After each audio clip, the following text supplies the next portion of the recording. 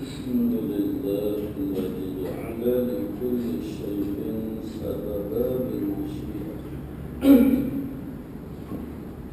والصلاة والسلام على ترجمان ألوهيته ودليل وحدانيته سيدنا محمد المبعوث ببحر المعجزات لتأييد رسالته وتصديق هدايته وعلى آله وأصحابه وأتباعه أجمعين ولا حول ولا قوة إلا بالله العلي العظيم عدد كل حرف كتب ويكتب أبد الآبدين ودهر الداخلين اللهم فقهنا في الدين وعلمنا التأويل اللهم فقهنا في الدين وعلمنا التأويل اللهم فقهنا في الدين وعلمنا التأويل اللهم رب اشرح لي صدري ويسر لي أمري واحلل عقدة من لساني يفقهوا قولي أما بعد فقال الشيخ المؤلف رحمه الله تعالى ونفعنا بعلومه في الدارين آمين يا رب العالمين. روي عن النبي صلى الله عليه وسلم اعمل لدنياك كأنك تعيش أبدا واعمل لآخرتك كأنك تموت غدا. Rawahu Ibnu Asakir. Beramalah kamu bagi dunia engkau itu seolah-olah engkau tak mati selama-lamanya. Dan beramalah engkau bagi akhirat itu seolah-olahnya engkau tiada berpanjang masa lagi, bahkan kamu beriktikad besok kamu akan mati. Hadis yang diriwayatkan oleh Ibnu Asakir. Hadis ini boleh jadi kita besok dengan dari segi kedudukan hadisnya tidak kuatlah. Hadisnya bukan hadis sahih. Tetapi selain daripada hadis sahih, yang hadis yang boleh kita buat hujjah ataupun istidlal, buat dalil dalam agama, dia ada yang pertama dalam bab ketuhanan Allah Subhanahu wa taala, dalam bab aqaid iman.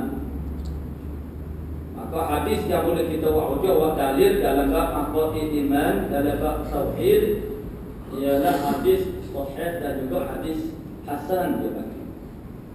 Hadis hasan ni serupa dengan hadis sahih juga, cuma dia kurang sikit kan. Manakala bertembung di antara hadis sahih dengan hasan, hasan kalau. Tapi manakala tak ada hadis sahih, ada hadis hasan, hadis hasan ini dijadikan dalil ataupun nas dalam bab aqaid iman. Adapun hadis dhaif tidak boleh dibuat hujjah ataupun dalil dalam bab aqaid iman. Satu lagi dia panggil dalam bab hukum hakam syariah, juga kepada hadis sahih dan juga hadis hasan sekurang-kurangnya. Adapun hadis dhaif bukanlah dia ni tak pakai gawas tiga itu. Hadis dhaif ini pun dia ada dhaif itu sikit-sikit yang bukan perlu belajar. Dhaifnya itu bukanlah terlalu, orang panggil dhaif. Asyadu dhaif makna tidak. Maknanya dhaif ni makna ada tipis, Bermaknanya kalau ada hadis-hadis dhaif yang lain yang bergabung, maksudnya ada tarik yang lain, makna riwayat yang lain yang searti semakna dengan hadis ini, akhirnya yang sama-sama hadis dhaif yang tidak begitu teruk ini akan naik pangkatnya kepada hadis hasan, akhirnya dia boleh menjadi dalil juga dalam agama. Dalam bab dua makna aqaid, iman dan juga syariat. Adapun hadis dhaif ini boleh dipakai di dalam bab fadailil a'mal dan juga fadailil ashkhas.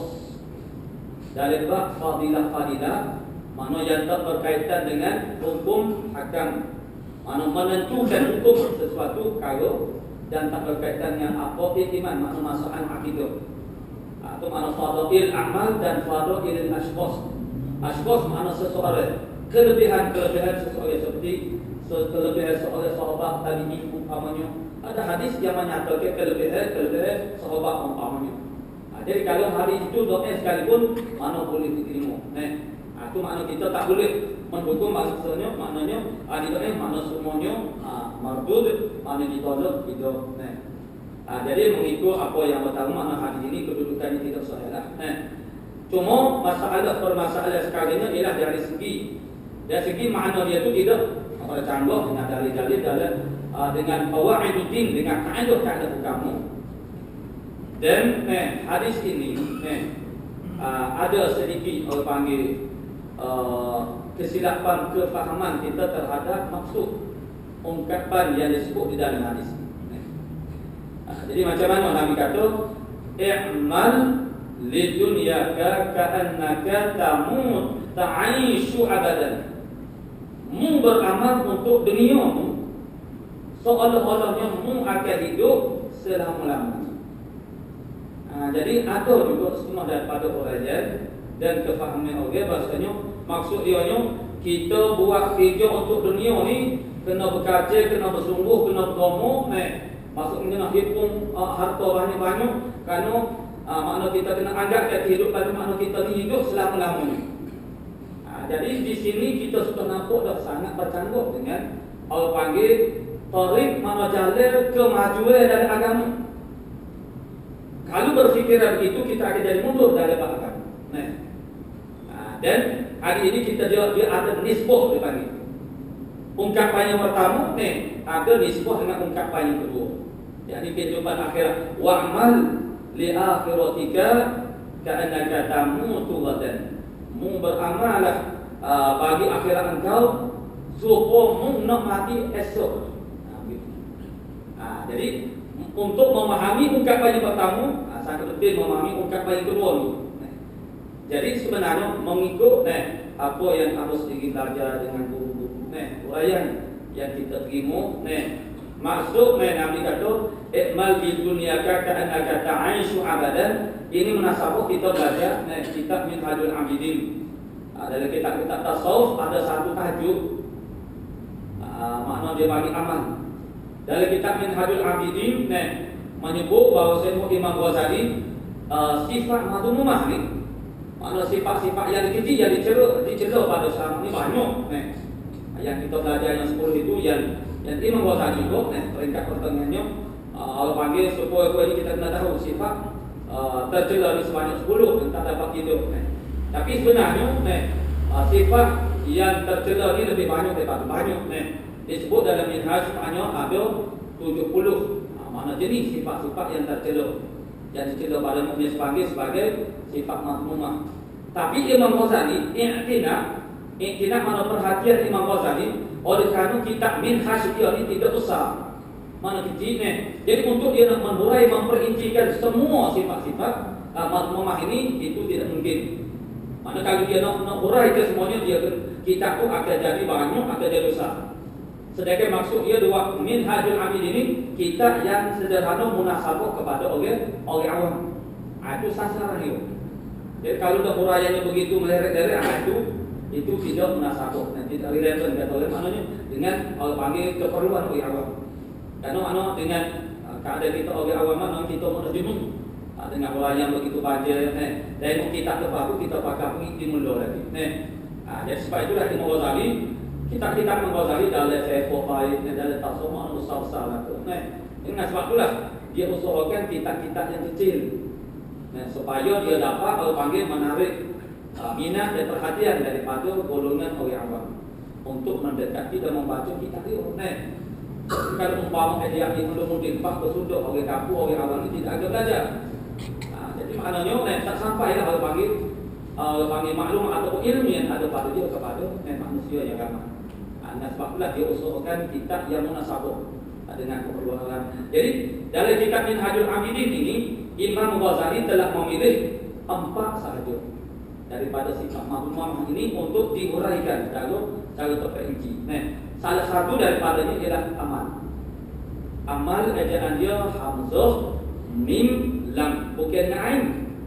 Kalau nak amal itu mana hijau, tugas buat amal, buat hijau atau amalun, amal sadaq atau amal ni mana amal hamzah amalun.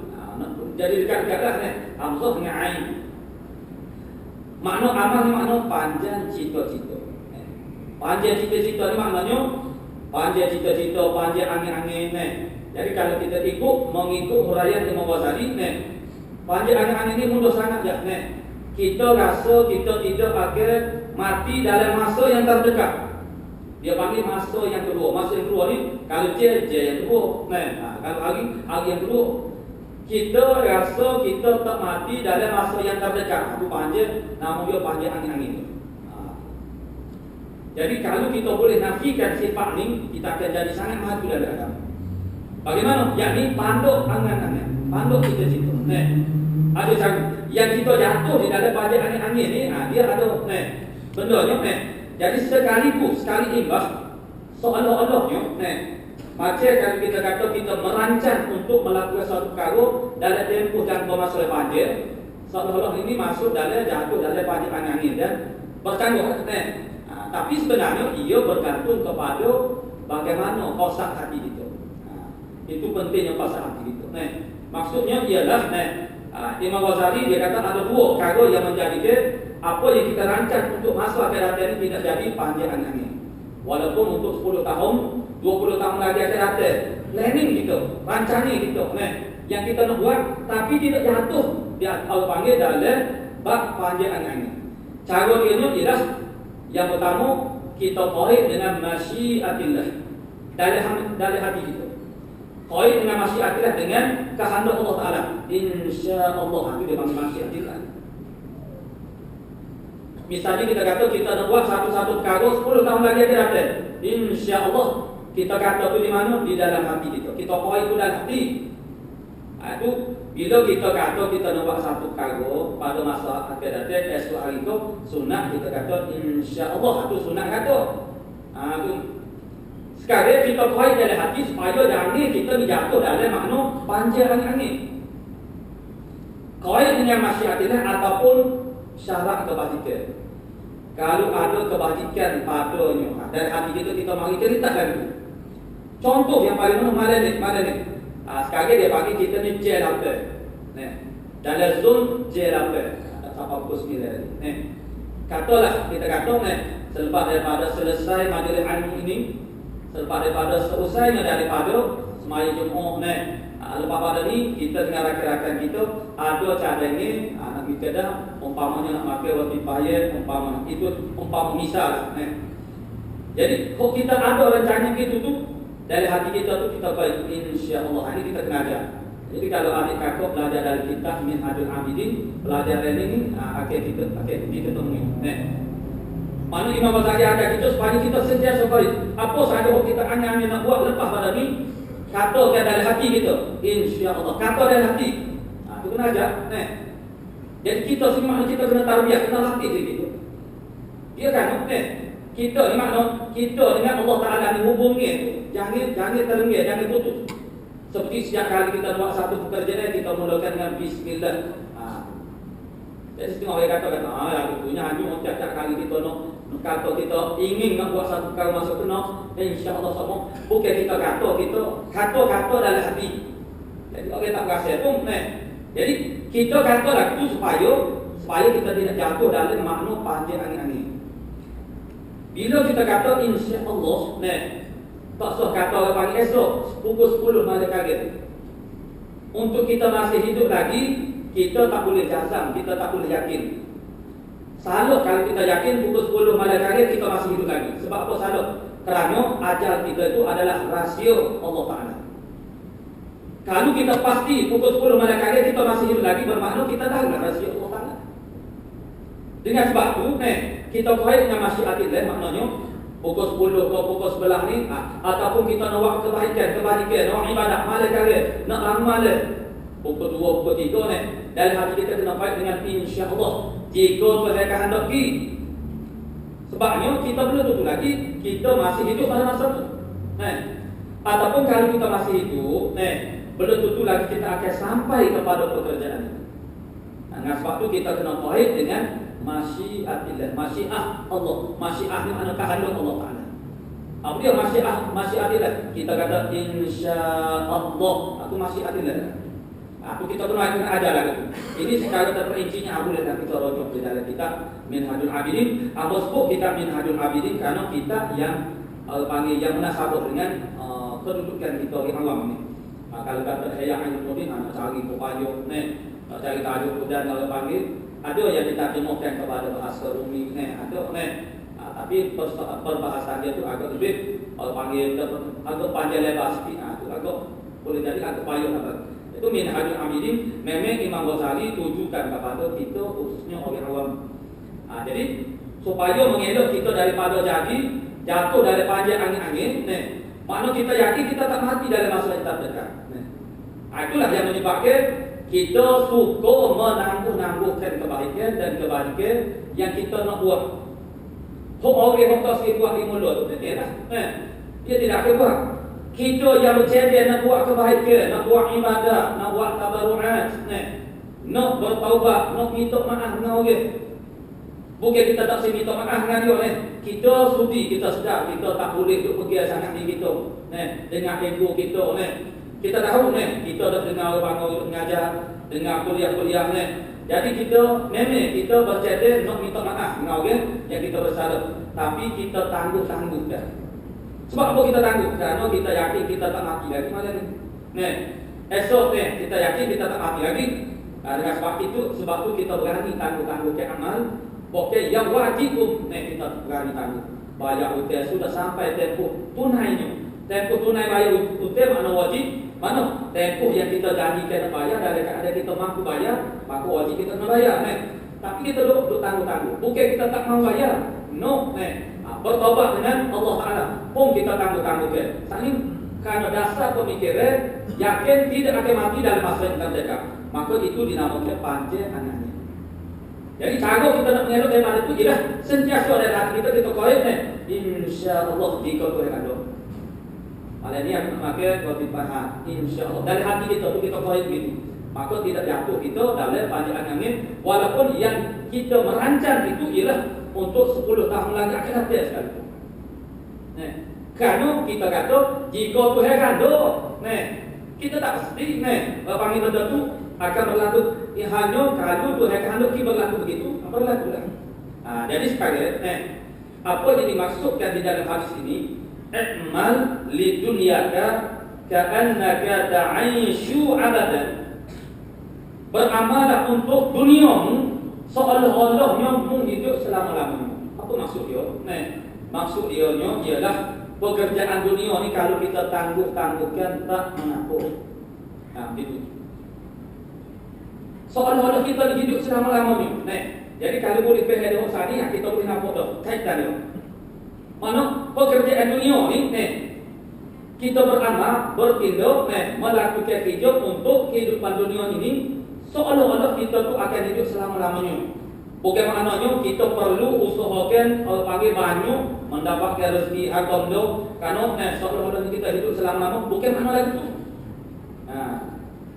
Itu dia lagi. Jadi maksudnya ialah pekerjaan dunia kita kalau kita tangguh pun tak apa sebab ni seolah-olah kita hidup selama-lamanya. Jadi kalau kita tangguh pun tak apa.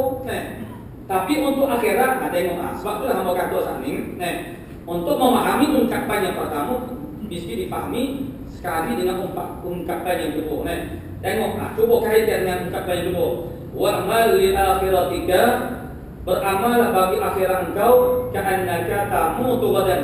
Seolah-olahnya mutu akan mati esok hari. Bila kita sok kalulah kita andayan seolah-olah gambaran ni. Walau kata kita ni tahu esok kita akan mati.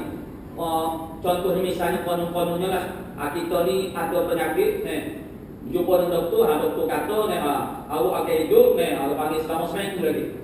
Seminggu itu hari demi hari, siapalah hari yang terakhir hari tu bermakna esok hari ke-7 kita akan mati begitu contoh misal jadi kalaulah kita tahu esok kita akan mati, apa yang kita akan buat untuk akhirat kita maknanya orang yang sudah ada kesedaran tentang keperluan akhirat lainlah dengan orang macam orang kafir tu macam kes-kes orang kafir, walaupun dia tahu dia akan mati tu tak berapa lama tu tapi oleh kerana iman mereka terhadap hari akhirat berbeza dengan itu.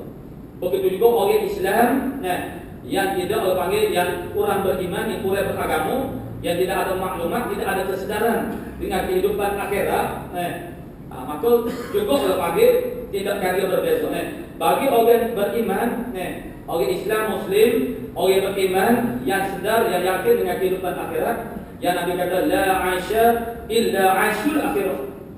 Tidak ada kehidupan yang sebenar malaikat kehidupan akhirat. Jadi bagi orang beriman dia yakin dengan perkara ini bila dia tahu bahasanya dia tu akan mati esok hari, sudah tentulah dia akan berusaha bersungguh-sungguh dan dia akan melakukan yang terbaik untuk akhirat. Dan dia tidak akan menangguh-nangguhkan lagi apa-apa sahaja perkara wajib dan segala kebaikan. Kalau kita tahu kita esok nak mati lagu mana orang nak kecek dengan kita basuh tak boleh tafsir saja. Sekarang orang tak sibuk kecek dengan kita bisa kecek dengan orang sebab maknanya kita rasa kita tak akan mati lagi. Kita semaya kita belum lagi berusaha bersungguh-sungguh untuk khusyuk dalam semaya. Kita tahu sebenarnya khusyuk maknanya tetap hati kita ingat kepada Allah Subhanahu Wa Taala dan kita tahu kita ni kurang khusyuk. Kita nak khusyuk dalam semaya tapi adakah kita pernah berusaha Allah panggil sekuat daya usaha kita untuk benar-benar khusyuk dalam semaya? Tidak. Kita memaafkan diri kita macam mana memaafkan diri? Tak apalah nanti semula bolehlah aku semaya dengan penuh khusyuk sebab nak khusyuk ni payuh semaya tu benda mana semaya benda yang berat bagi orang yang belum semaya lagi tapi orang yang sudah biasa semaya ni biasa-biasa orang ni tak berat ke mana yang lebih berat daripada tu dia nak khusyuk dalam semaya suatu benda yang sangat berat bukan betul macam mana kita nak kosongkan hati kita daripada ingatan kepada yang lain daripada Allah Ta'ala. Maknanya nak ingat hanya saja Tuhan dalam masa semaya start daripada Allahu Akbar sampai Assalamualaikum warahmatullahi wabarakatuh. Sedangkan dalam kehidupan harian kita macam-macam perkara yang berlaku kita sakit hati dengan orang tu, kita marah kepada orang tu kita nak kepada orang tu dia toksirnya macam serabut dengan Allah panggil hal yang dibuat online, yang dibuat oleh anak macam-macam sekarang yang kita serabut kita duduk bosan dalam hati kita jadi itu menyebabkan terhalang kita dapat tumpu perhatian sepenuhnya untuk ingat hanya kepada Allah Subhanahu Wa Taala. Khusyuk maknanya tetap anggota dan tetap hati. Tetap anggota tu mudah sangat nak tetap hati tu payah. Tetap hati makna hati tu tetap ingat kepada Allah Ta'ala sahaja. Jadi dari arti kata kita membesarkan Allah Ta'ala, mengagungkan Allah Subhanahu Wa Taala, merindui Allah Subhanahu Wa Taala dalam semaya. Masa dalam kita tasyahud awal ataupun akhir, bukan dari kita musalli. Masa tu sepatutnya timbul membubuk dalam dada kita perasaan rindu nak berjumpa dengan Allah dan Rasul. Kerana kita telah buat 2 rakaat dan 2 rakaat dengan kepelbagaian, dengan ungkapan-ungkapan Allahu Akbar kabira mana bismillahirrahmanirrahim surahnya subhanallah subhanallah sampai 2 kali kita buat 2 rakaat kita buat sampai pada tahiyat awal maka timbul rindu ini dia lahir daripada perasaan cinta saya kasih kepada sesuatu kalau kita sangat kasih saya kepada sesuatu bila kita berjauhan dengan dia kita akan rasa rindu. Jadi kalau kita ada perasaan saya cinta kepada Allah Ta'ala rindu itu dia akan mari sini dengan suasana kehidupan kita di dunia ini dengan kekeruhan kehidupan manusia manusia menipu manusia maksiat berharga bagi orang beragama makna dia rasa bosan dengan kehidupan yang macam ini maka dia merindukan kehidupan yang damai yang tenang di sisi Allah Subhanahu Wa Taala. Jadi maknanya dalam semaya itu ada kepelbagaian rupa abdiyah. Manakah hamba yang seorang terhadap Allah Subhanahu Wa Taala. Takutnya saya takut bila cerita dalam hati kita tentang janji-janji sesuatu Allah Subhanahu Wa Taala. Maka akhirnya akan menyebabkan lepas pada itu kita tidak merelakan diri kita untuk nak saja atau nak seronok-seronok atau untuk bermain kanun.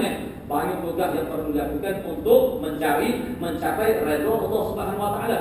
Jadi nak ayat itu. Jadi nak ayat kata khusyuk ni bukan kita tak nak khusyuk. Kita nak, tapi kerana benda tu benda yang megah, benda yang susah mana oleh kerana kita tidak orang azam kita tetap kuat, kekuatan keinginan kita kepada Tuhan tidak kuat maknanya kita takut ke semula pun kita kosong semaya. Mana sedekah dalam hadis lain Nabi ajar supaya dari kita ni pun ada satu hadis yang menyatakan tentang apabila kita semaya itu lepas kita gagal. Kali kita itu rojok baliklah, jangan semula. Bila kita semaya satu semaya, jadikan semaya kita dipanggil semaya wada'. Semaya wada' mana semaya selamat tinggal. Macam Allah wada'. Nak selamat tinggal betul. Mana nak tawahud? Setiap kali kita semaya, jadikan oleh panggil semaya itu sebagai semaya wada'. Semaya wada'nya semaya selamat tinggal, semaya terakhir. Apa maksudnya? Maksudnya ialah misal istilah kita boleh tutup lagi kata boleh semaya kerana apa-apa saja boleh berlaku. Tapi bila kita sudah Allah panggil berada di atas tingkat semaya, sudah takbir, mana Allah panggil persiapan hati kita kita niat azam dan hati ni semaya istilah ni aku nak semaya nak kosong semua nak semaya dengan penuh. Allah panggil kosong nak semaya betul-betul nak hadapkan hati aku betul-betul kepada Allah Taala kerana esok pagi esok subuh belum tentu lagi aku boleh semaya. Banyak sebab sama ada meninggal dunia tu sambil ataupun perkara yang lain. Jadi maknanya sejak bila sampai kepada subuh esok kita jadikan anggaplah bahasanya semaya subuh itu adalah boleh jadi yang terakhir. Bila yang terakhir apa kita buat? Kita akan buat secara paling comel, paling cantik, paling sempurna dan secara bersungguh. Tapi sekalian kita tak berusaha betul-betul nak khusyuk tak betul-betul orang panggil nak sempurnakan ibadah kita mana kita tahu kita perlu banyak berzikir, perlu banyak baca Quran, perlu banyak buat amal-amal sunnah, perlu banyak buat kewajiban untuk mengumpulkan hasil harta yang banyak di akhirat dulu dengan Allah panggil banyak kegunaan faedah di akhirat dulu. Ni kita kena tahu bahasanya pahala amal sunnah ni jangan kata jah. Kerana pahala ni banyak kita nak guna di akhirat dulu. Kita banyak bersalah dengan dia, nak bayangkan kau dia. Nak bayangkan pahala ni. Jangan harap kita ni tak ada salah dengan orang, kita dah kasih kata kita ni bagus hubungan dengan orang ni. Tapi kalau kita kata lagi tu ada salah orang kecil belakang itu. Dia tu ni ada salah sini ni. Kita dah rasa kita ni baik dengan orang. Betul, tak ada salah dengan orang. Jadi ada benda orang panggil kita salah dengan orang, kita tak kasih. Jadi cara yang ini ialah bila tak selesai tak ada ni, akhirnya selesai dengan pahala dengan sebab tu. Kena memperbanyakkan pahala-pahala dengan amal-amal yang sunnah. Jadi maknanya kalaulah kita yakin kita akan mati besok hari, sudah tentu kita akan melakukan yang baik-baik satu. Sehingga nak berbuat. Maknanya dalam pengajian tasawuf umpamanya bercakap benda yang sia-sia pun maknanya dikecil tak suka perkara yang haram. Karena orang panggil kesalahan kita yang paling banyak kesalahan daripada diri kita yang paling banyak ialah daripada sumbangan hidup kita lah. Mana hidup kita lah yang paling banyak menyumbang kepada dosa. Kerana berkecek ni Allah panggil berkecek, berbuat, bercakap ni suatu benda yang sangat mudah untuk dilakukan. Mana kita ni syahwat hidup kita, keinginan bercakap itu apa yang untuk kita nak tahan, nak stop. Maknanya seperti di dalam Allah panggil dalam pengajian tasawuf mana sebut mana bahasanya seorang itu salafus saleh dia boleh puasa pada musim panas. Musim panas ni maknanya siang hari itu lebih panjang daripada malam. Di tempat kita ni dia tak bertingkat ke mana. Kalau paling panjang pun 12 jam setengah, malamnya 11 jam setengah. 12 jam tu jalanlah 2 kali saja dari sekarang. Di setengah tempat di dalam dunia ni siapa suka baru ni ada dari seorang khabar 20 jam dia puasa. Apa 20 jam? 20 jam siang hari. Malam 4 jam je. Cuba baca. Apatah lagi pula mana boleh musim panas. Musim panas tempat kita tak ada musim panas. Kita ada musim kemarau aja. Dia bila negeri itu orang panggil tempat tu jauh daripada Khadul istiwa, maka iklim dia akan jadi melampau. Maka wujudlah kalau panggil iklim musim panas, musim sejuk. Musim sejuk kita tak ada musim sejuk. Kita ada punya hujan, sejuk juga. Tapi tak boleh nak balik dengan musim sejuk di tempat iklim yang musim sejuk. Negara yang ada musim panasnya, panggil panas semua. Dan asal mana Ramadan ini ambil pada Ramadan mana panas. Karena asalnya bulan puasa ni jatuh pada musim panas. Maka itulah cabaran dia. Cabaran berpuasa kalau puasa bulan musim hujan sempat kita kadang-kadang ada berlaku gitu. Jo memaja sepanjang hari ni. Jadi tak berasa letih, tak berasa dagu ni. Tak ada cabaran dia. Kita seronok begitu, tapi sebenarnya dari segi pemarkahan Allah Taala ni kita kena mengerti juga. Setiap kesusahan yang kita lalui itu Allah Taala akan beri harga yang sangat mahal. Kita tak payah mencari susah, susah itu akan datang kepada kita sendiri. Cuma bila bertemu dengan susah, jangan merunung. Kita jangan merunung dengan kesusahan apapun. Kesusahan dengan kejadian alam ataupun kesusahan daripada karena orangnya manusia pun, itu sebenarnya rencana Allah Taala untuk menguji kesabaran, tahap kesabaran kita. Jadi dikatakan oleh salafus saleh, dia kata aku boleh puasa dengan tempoh masa yang sangat panjang sehari kerana musim panas, di musim panas tapi aku nak tahan dalam satu hari itu untuk tidak bercakap satu patah saja perkataan yang tidak yang sia-sia, yang tak memberkati itu. Tak boleh. Maksudnya ialah nak tahan diri kita, lidah kita daripada bercakap benda yang tak pedoh itu bukan alih-alih makna masyhur. Kita tak mahu bercakap makna orang panggil bukan perkara yang haram, makna perkara yang sia-sia. Boleh. Nak ayat atau payung Karena keinginan kita sentiasa nak cakap walaupun benda tak ada faedah kita nak cakap. Jadi maknanya kalulah dengan cara pemikiran begini ini juga satu uslub atau metode cara orang panggil pemikiran yang membawa kepada kita jadi sangat maju dalam bab agama maknanya ilmu dan juga ibadah, dalam bab hubungan kita dengan Allah Subhanahu Wa Taala. Jadi kalulah kesedaran kita bahasanya kita ni kita akan mati esok hari dengan kesedaran sebagai seorang beriman, keperluan kita di akhirat kelak, kita tidak akan menangguh-nangguh lagi apa-apa sahaja kebaikan. Berbuat baik kepada kedua ibu bapa, kita tak tangguh-tangguh tu. Kadang-kadang kita ni bercakap kasar dengan ibu bapa, kita sedar, kita tahu benda ni tak patut. Kadang-kadang kita boleh ambil cara kurang ziarah ibu bapa kita yang sudah buruk. Kita tahu benda ni tak cermin, makna tak patut, tak bagus. Tetapi ada banyak kekangan-kekangan kehidupan kita. Yang sebenarnya kita boleh robohkan, kita boleh usahakan kekangan untuk panggil mengatasi kekangan itu. Cuma kita tidak ada bermakna kita menangguhkan ke suatu masa. Maksudnya dengan kesibukan kita tidak berusaha untuk mencari ruang masuk untuk menziarahi lebih gerak kedua ibu bapa kita. Sedangkan kalau kita usahakan sebenarnya boleh. Tapi oleh kerana kita nak banyak atau nak macam-macam lah kita nak. Jadi itulah yang menjadikan kita sangat sibuk. Jadi kalau kita tahu kita akan mati esok, sudah tentu. Benda-benda lalu itu kita akan tinggalkan. Bahkan apa yang kita usahakan semuanya perkara untuk mendapat kebaikan di negeri akhirat semata-mata. Jadi inilah maksud hadis ini. Maknanya amal dunia, amal dunia makna kita boleh tangguh-tangguhkan. Itu ka'annaka ta'aishu abadan. Maknanya tak mengapa. Itu bahasa yang dia lebih agak halus sikit. Mana tak mengapa kalau kita tangguhkan amal dunia. Sebab apa? Kerana mana kalau kita mati esok tak dia buat pun, mana itu tidak menjejaskan panggil keperluan kita. Kerana keperluan kita di dunia tak ada kita mati. Patut belum cuba kita anggapkan bahasa kita ni akan hidup selama-lamanya. Jadi kalau kita tangguh pun tidak menjadi apa-apa. Itu maksud. Tak mengapalah kalau kita tangguhkan oleh panggil amal dunia. Tapi amal akhirat jangan kita berani untuk tangguhkan. Mana cara dia ialah anggapkanlah seolah-olahnya kita ni akan mati besok hari. Jadi dalam hal inilah Imam Ghazali membawa cara pemikiran mana Nabi Isa AS. Nabi Isa AS kata hari dunia ni ada tiga. Kemarin lepas dah. Hari ni, esok belum tentu lagi kita akan sampai. Yang kita miliki ialah hari ini. Jadi kalau kita nak buat apa-apa kebaikan untuk diri kita, sudah tentu dah orang beriman untuk akhirat. Jadi kalau kita kurang beriman tak ada, itu dia panggil peringkat yang lain, tahap yang lain. Perlu diberi kesedaran dan tarbiyah dengan iman untuk menyadarkan tentang kehidupan akhirat.